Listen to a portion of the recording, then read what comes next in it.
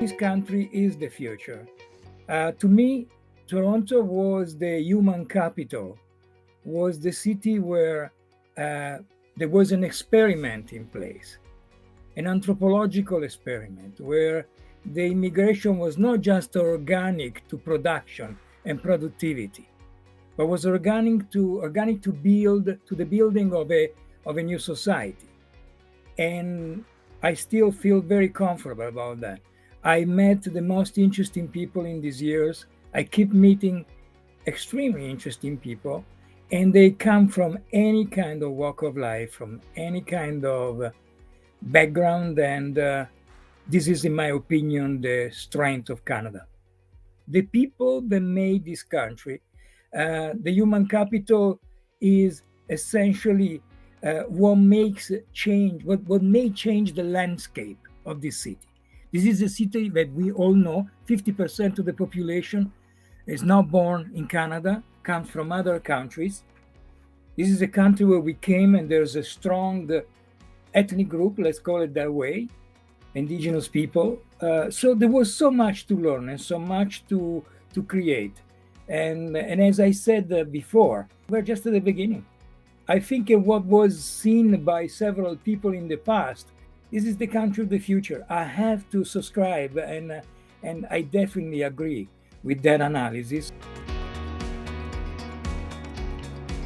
The chamber has been changing right away. As soon as the COVID era started, we tried to tackle all the issues, and one was mastering, technology in the sense of connecting in new ways with people, with our counterparts, with our clients, with our, in general, we work, and we did.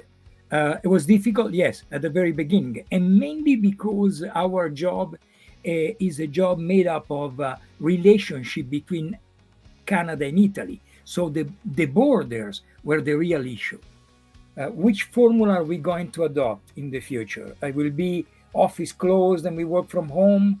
Will be an hybrid situation or something new maybe that at the present moment we can forecast and we can foresee? The difficulties that we see in the market are the difficulties related to transportation, the cost of transportation. So again, it's an issue of the frontiers, of the borders. That's the real issue that we are facing. The network itself.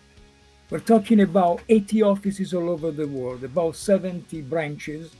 So we have about 150 realities spread all over the world, but they breathe, they walk, they work, they do things.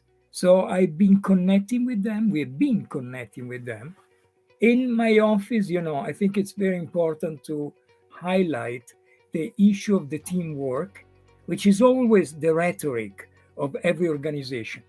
But we have people, incredible, talented people that have clear tasks to do, and they carry out in a very creative and very effective way.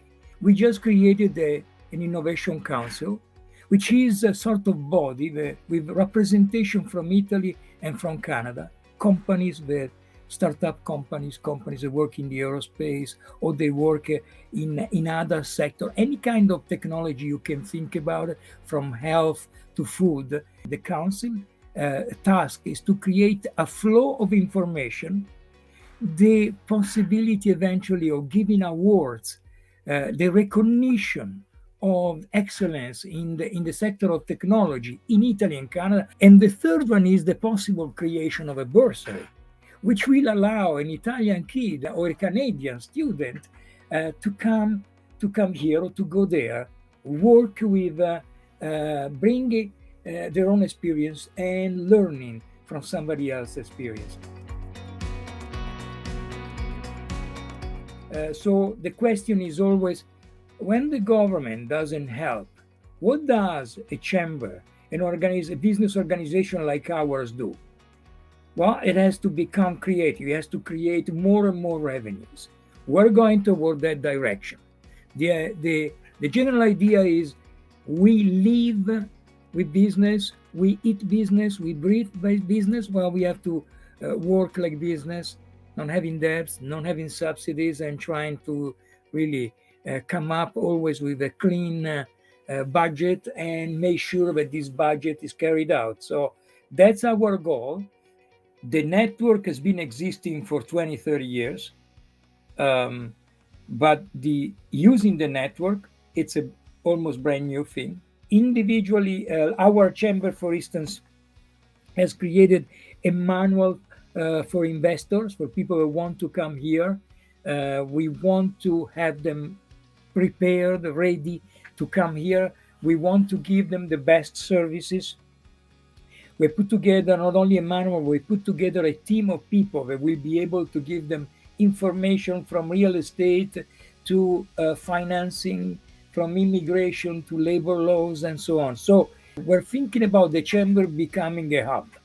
The chamber should become a sort of a place where people come and go, people connect, people bring experience, know-how, knowledge, and that should be done on the platform, on a digital platform, not just virtual in the sense that it will be physically in a building, but the communication level will be all carried out virtually. We want to propose this vision of Italy, an Italy that is not the Italy that just eats spaghetti.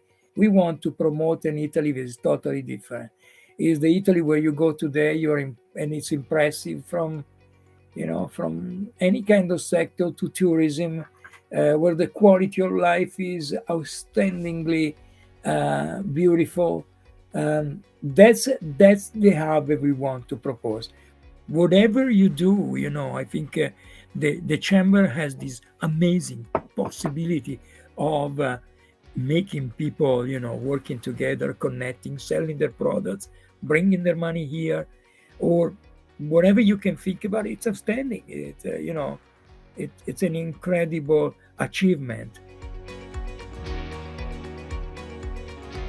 My dream is the science and culture will be so merged with business.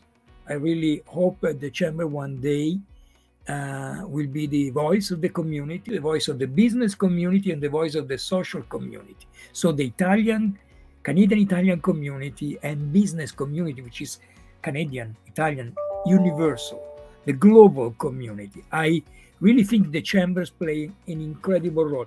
I hope that these 150 offices that are all over the world will be a real network. And we're very close to that. We're very close. We have activities with the NAFTA, and maybe not as many as we would like to, but the path is that one, and we're going there.